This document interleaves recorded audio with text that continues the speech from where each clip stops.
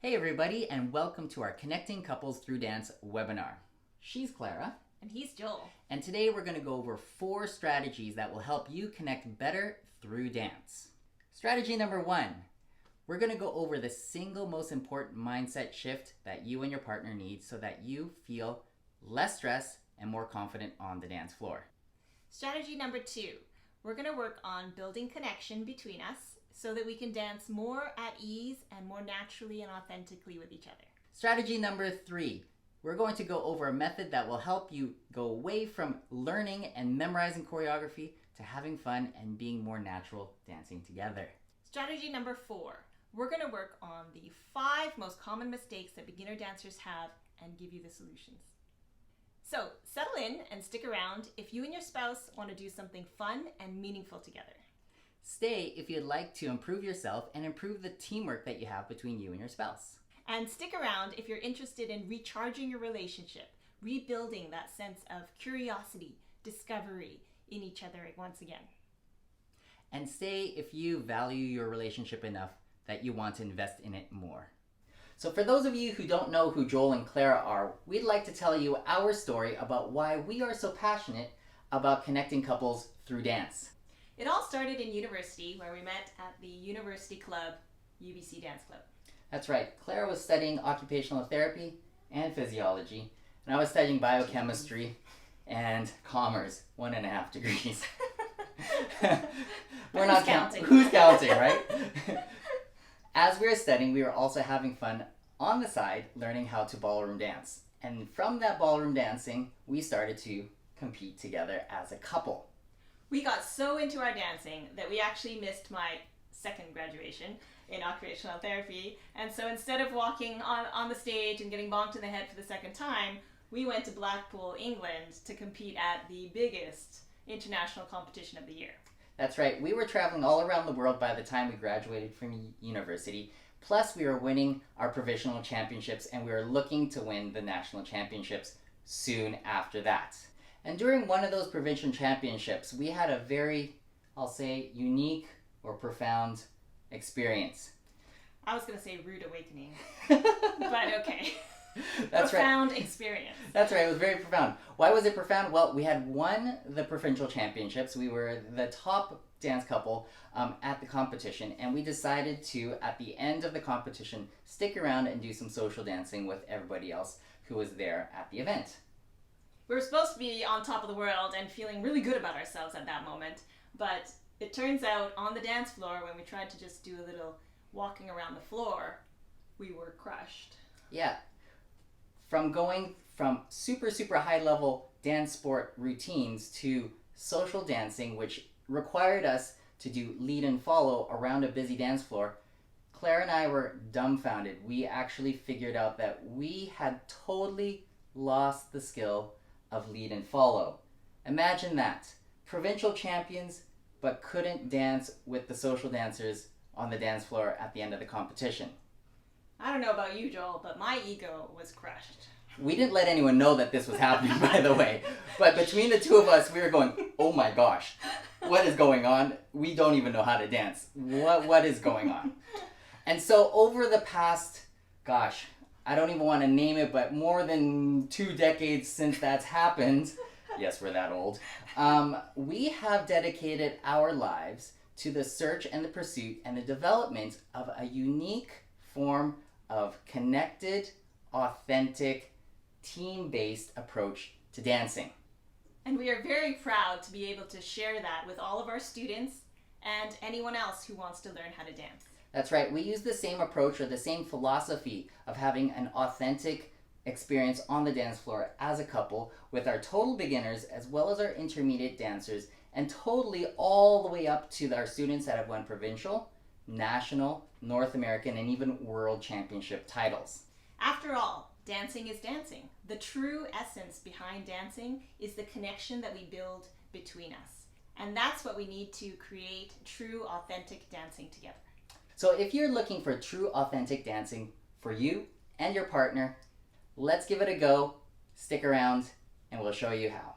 So as you can see, over the last 20 or so years that we've been dancing together, We've gotten so excited and so passionate about this connection that we've developed together that we want to pass it on to all our students. That's right. We've taught thousands and thousands of students, whether it's in group classes, in semi-private lessons, or private lessons, whether they're total beginners, wedding couples, or athletes that are going to national and international level competitions. And this is the first time that we're going to bring it online to you at home. Yay! With all the success in the studio, we're so proud whenever our students say things like this. So one of our students, Robert, writes, "We feel closer since the activity requires us to have physical touch. As parents, sometimes it's hard to get away from our responsibility to just hold one another. But when we dance, regardless of the level, there is a sense of closeness because moving together, being in sync, makes the stress of the world fade a little for us, like a camera defocuses our environment." So with that said, are you guys ready to find out how you guys can connect better together and have fun on the dance floor? If so, let's get started. Strategy number 1, your mindset shift. And that is, there is no right or wrong. There is only together. Yes, that was pretty corny. But in all seriousness, there's a lot of times where people are going into dance classes and trying to learn to dance, and they're thinking about doing them correctly. That's right, Joel. People think that we individually need to memorize our steps, practice them over and over again, and until we get them right, then put them together and dance them at the same time. And the goal of all of this work and learning is to be synchronized. Like synchronized swimming. Like synchronized diving. Like fighter pilots. That are synchronized in the air. Yeah? All of those examples show that there's a team of people working in a very specific pre-programmed, or we could say pre-choreographed way. And if there's one mistake, it could be problematic for the whole team. Or even disastrous. And that's not what we're looking for when we're learning to dance, especially for beginners. We don't want to have that stress. We don't want to have any of those worries. So instead of thinking about synchronization, we think about prioritizing dancing together. So let's go and show you an example what we mean by being together versus being synchronized. I'm going to ask Clara to be over here. And if the idea is for Clara to dance from one side of Joel to the other side, like this, and we could say that is the correct way, and all of a sudden, for whatever reason, Clara ends up dancing over here. And if you notice, she did not complete where she needed to go. She finished about 75%. Now, if I'm in the synchronized method of dancing and I'm just memorizing and knowing exactly where to go, then I dance here. Clara ends up in a different spot and I'm over here where I think I should be. And you can see now that we are not together at all. We're not even facing each other. Right, so this is going to feel really awkward, and now it's going to be feeling like we are not dancing correctly. Someone has screwed up. And there's a bit of stress there because Joel thinks that I should be over there, so he's kind of pushing me over there, and I'm messing up my steps to get myself over there, and I feel stressed as well. Right, so what we want to be able to do is say, well, okay, Clara goes to here, and I go, well, that's okay. We are still together. I, instead of going with the choreography, turning my body all the way to this direction, I recognize that Clara's over here and we're still together. Goal complete. Yeah. So as we dance, hopefully Clara gets through. Super. Hopefully Clara gets through. Awesome. Hopefully Clara gets through. She didn't. That's okay. We're still dancing together and working as a team. Therefore, we don't have any stress and we have more fun together learning how to dance. Strategy number 2. It's to build connection between us so that we can move with ease and naturally and authentically together. And the key for this is what we call Jedi communication skills. And what does that mean? If you think about those Jedi Masters in Star Wars, they have a great awareness around them and about the Force. Now, we're not going to talk about the Force, but we are going to talk about awareness of your partner instead of your own steps. So in this example, what we're going to do is show Clara dancing an underarm turn. but we're going to talk about all the different levels of awareness that we should have and you will have as a dancer as well, so that you are more connected and authentic with your underarm turn. So as a follow, I am not going to move until I sense Joel pulling me towards him. There we go, I felt it. I felt him pulling me towards him. And I'm going to wait until I feel the next signal, which is he lifted up the hand and I'm still going forward. And then I'm going to wait again until I feel a sense of turn. Oh, there it is. Made her wait. He was trying to trick me there. Sneaky.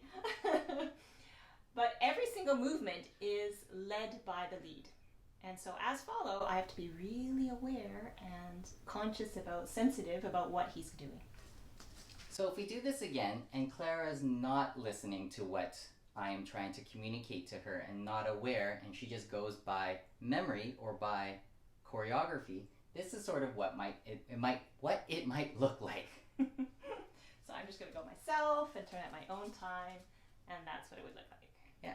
And especially as a lead or as a gentleman dancing with this, it just feels like, oh, well, I could just sit down and she can just dance herself. I mean, like, why bother be around? Doesn't have to be here. Exactly. So there is that level of awareness that the ladies need to have, and patience and Jedi communication skills. And we'll talk a lot more of this in the course about how we can dance more together. Now, this doesn't mean that it's just about the ladies or the follows that need this communication, but it's also us gentlemen. So, guys, if I go through here, and all of a sudden I just start to pull Clara and yank her around, it's not going to be very fun for Clara to dance with me in this way. Not at all. No. Plus she's going to start hurting her arm, and this isn't going to be fun. Plus, I'll probably get a lot more tired dancing in this way as well. I need to have an awareness. When is her body ready to come back and dance with me? Oh, now I feel like she's ready to come back. Then I can start leading her in a certain direction. After that, I can see where is she and when is the perfect time for me to bring my hand up. So it wouldn't be, for instance, I just going to bring the hand up already, because Clara's not ready for that. I need to sense, where is she? Where is she? Ah, now she's here. I can bring the hand up. Then she's past and I can bring the hand down. If I bring the hand up too early, doesn't look so great. If I bring the hand down too early, bonk. Sorry. It's not great either. And why? Because maybe I'm so much into my head thinking about my routine and not actually being aware of my partner. Actually, the most common is that the man lifts up the hand very early and doesn't do anything actually to lead the lady, and the lady just walks by herself. And then at the end, the man faces, and we're back together. And as you can see, there's really no connection there, and it really doesn't look good, and neither does it feel good when you're dancing. It's not natural, it's not easy, and it's not authentic. That's right. All right, let's go over strategy number 3, which will boost your success and eliminate stress when you're learning how to dance with you and your partner. That's right. And it is our home base method. But before we go into home base method, let's just show you what the traditional linear method looks like when people think about learning to dance. And it looks a little bit like this. Like the alphabet, Joel? Yes, exactly like the alphabet. It starts in A, or figure number 1, and it goes in a very linear fashion through the alphabet or through the choreography until we hopefully get to the end. So these are all separate figures that you're trying to memorize and not get wrong so that you can keep on going until you get to the end. But then what happens when you mess up? And inevitably, someone's going to mess up. Yeah. A lot of times for beginner dancers, they end up stressing out there and not being able to continue to the end. That becomes a very big problem. And a lot of times, beginners then have to start from the very beginning once again. Which we've seen people do many times. Right. This type of linear traditional approach might be great for higher level dancers, professionals who can memorize routines and have been doing this for years and years, but it's not the strategy that we employ in teaching our beginner dancers, and it's not something that we suggest that you try, especially when you're starting to dance as a couple. Just as a side note, Dancing with the Stars only dances for 1.5 minutes maximum, and they do like 40 figures. Plus, there's one of them is a professional dancer. That's not something that we want our beginner dancers to try to do. Especially it's a pet peeve of ours. People that call us and say, can we do that on Dancing with the Stars? No, please don't, because it's just going to stress you out. Yeah.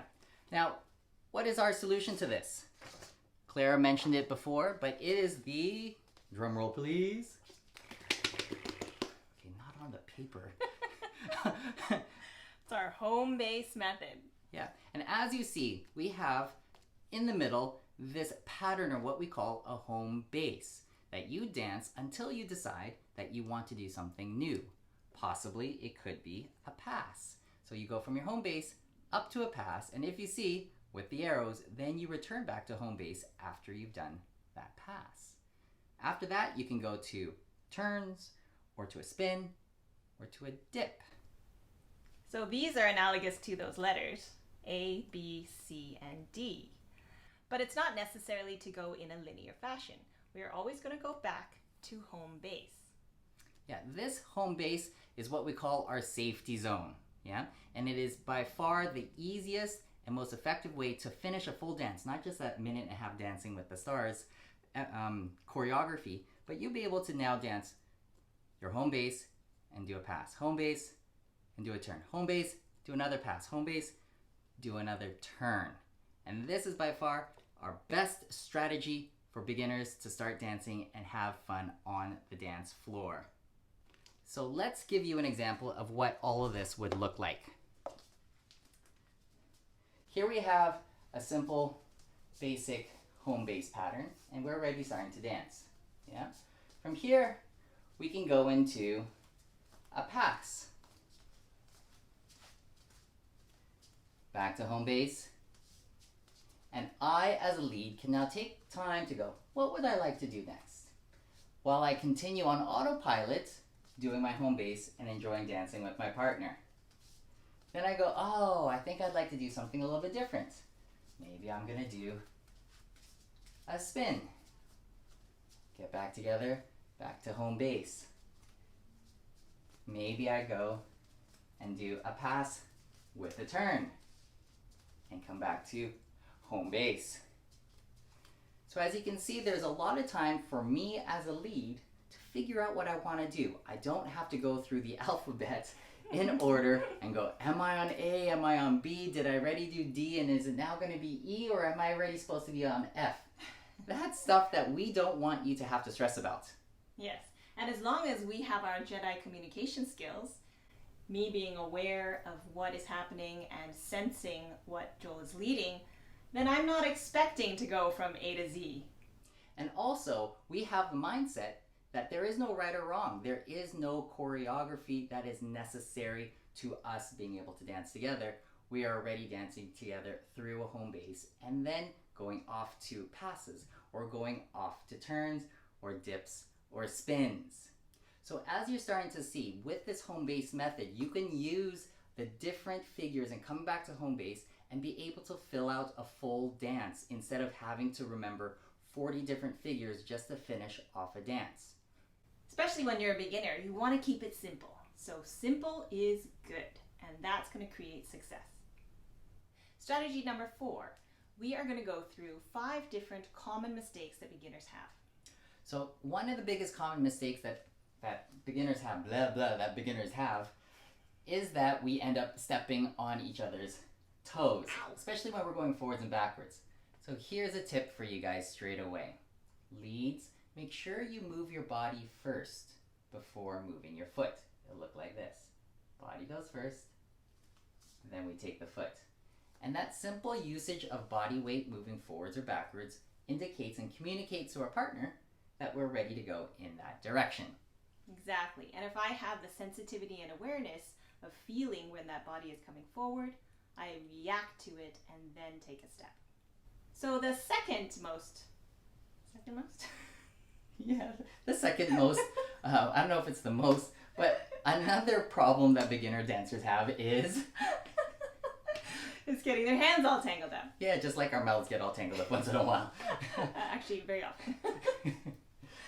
So, when we have our hands together on an underarm turn, often we get all tangled up and our arms get all struggling and we don't know what to do with our fingers. Okay. So, what we often do with our students is we give them an exercise where they can just practice swiveling the hand open. Yeah, so you can notice how our hands are open right now. And we swivel it open, which indicates an outside turn. So if Joel leads me into an outside turn, it would look like that. Right? And the second action that we want you guys to be able to be aware of is an inside roll. Where we have now the gentleman in the lead's hand is going to be rolling inside of the lady's cupped hands. And that happens during an inside turn. So if I do an inside turn with Clara, we create now that inside roll. And we often describe that as kind of a hand washing motion, where you cup your hands and you roll your hands in towards each other. For our third problem that beginners generally tend to have is noodle arms. And more specifically, a lack of connection between the lead and the follow and the follow and the lead. We're always talking about communication. We're going to be talking about now and forever and ever and ever. But having now noodle arms isn't going to be very helpful in the communication that we have between us. Neither are noodle bodies, by the way. We'll get to that some other time. Okay, so noodle arms. For instance now, when I want to turn Clara, if Clara's arm is so noodly, yeah, then, and she's following way too nicely actually right now. Noodle arm is that I want Clara to turn to the right, and if I move my hand, notice how Claire hasn't responded at all, and now I really have to try to force. Okay, now that's way too bad. But what I'm trying to show is that the arm is not connected to the rest of the body.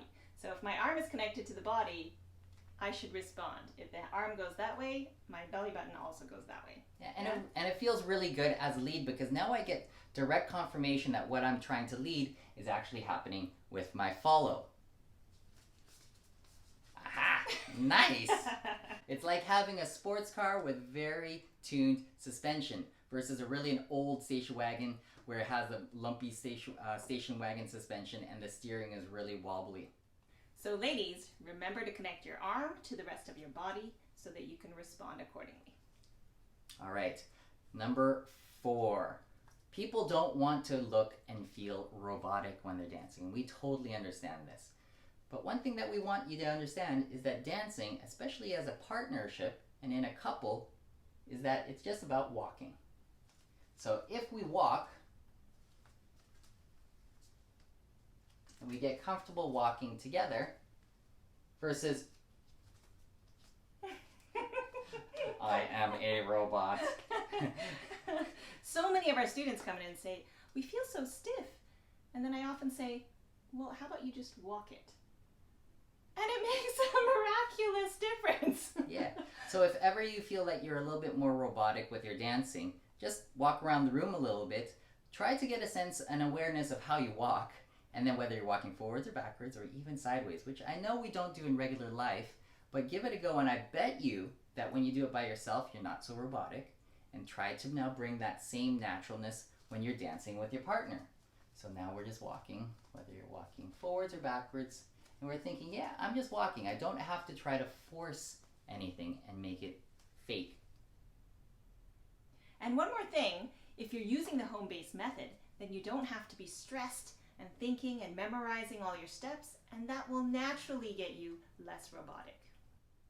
Our 5th most common mistake is being off time. We have this very simple exercise that you can do to help organize your musicality just a little bit better. And a lot of times people think, I don't want to dance, I can't dance because, well, we're not on time. So we're going to have Clara hold the ball, and I'm going to represent the music for just a moment. Yeah, I'm going to count 1, 2, 3, 4, and keep on going. It's Clara's job or goal to be able to have this ball hit the ground on beat 1. Let's see how she fares. 1, 2. was trying to do it wrong. I Yeah. promise. Yeah, she let me count first, woman, so that you know. Okay, let's try this again. 1, 2, 3, 4, 1.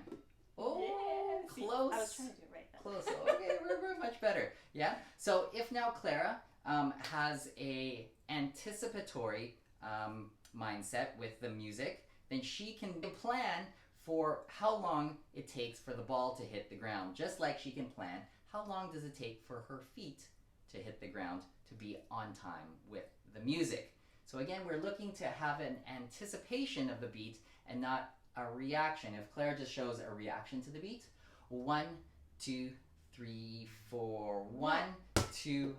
So there, she heard 1. I heard the 1, I dropped the ball, and it actually landed on the 2. Yeah, which was too late. Yeah. So if now she anticipates a little bit better, 1, 2, 3, 4, 1. Oops. Oh, that was a little bit early. Yeah. So we tried that again. Calibrate. 1, 2, 3, 4, 1. Ah, nice. Boom. Rocked it. Yeah. Yeah, so the point is that we need to anticipate the beat in order for our foot to land on the beat, which very much ties into our common mistake number 1, which is if you just stick out the foot and don't lead with the body movement first, you'll never get there on the time. So we've just covered 5 different tips for mistakes that beginner dancers generally have when they're learning to dance. We also talked about the mindset that you need to have and our home-based method, which keeps you less stressed and dancing with ease and natural authenticity. Also within that, we talked about Jedi communication skills and having an awareness between yourself and your partner. If you put all these things together, you will have so much better success dancing together on the dance floor, learning how to dance together. And just a lot of fun. Thanks for joining us. We're so happy that you're able to pick up some tips and tricks from our experience as dance teachers and that you'll have some more fun and success on the dance floor. If you want to learn more, we are starting a new signature program called Recharge Your Relationship Through Dance. This is the very first time that we're doing this type of program. Everything else has been in the studio, in person, and this is the first time that we're able to bring all of our information, our technique, our philosophies to you at home. Our course will be available to you online so that you can take it whenever you want, wherever you want, and as many times as you'd like. Not only that, but you'll be able to use the internet to connect directly to Joel and Clara and send in your questions, comments, concerns whenever you want as well. You can even send us a video of your own dancing and we can help give you personalized feedback. Every single week we will hop on live and answer all of the different questions. You'll be able to watch us answering the questions that you sent in as well as other students in this course. We will be able to demonstrate for you live and give you the solutions to your problems. Most of all, we want you to understand that we're here for you guys. We want you to have as much fun, less stress, and the most authentic experience on the dance floor dancing together. Dancing has improved our connection and we'd like it to improve yours as well. So if you're as excited about joining this course as we are excited about teaching it, apply now at jcdancecode.ca/apply now. We look forward to working with you and helping you build better connection and communication in your relationship. See you soon.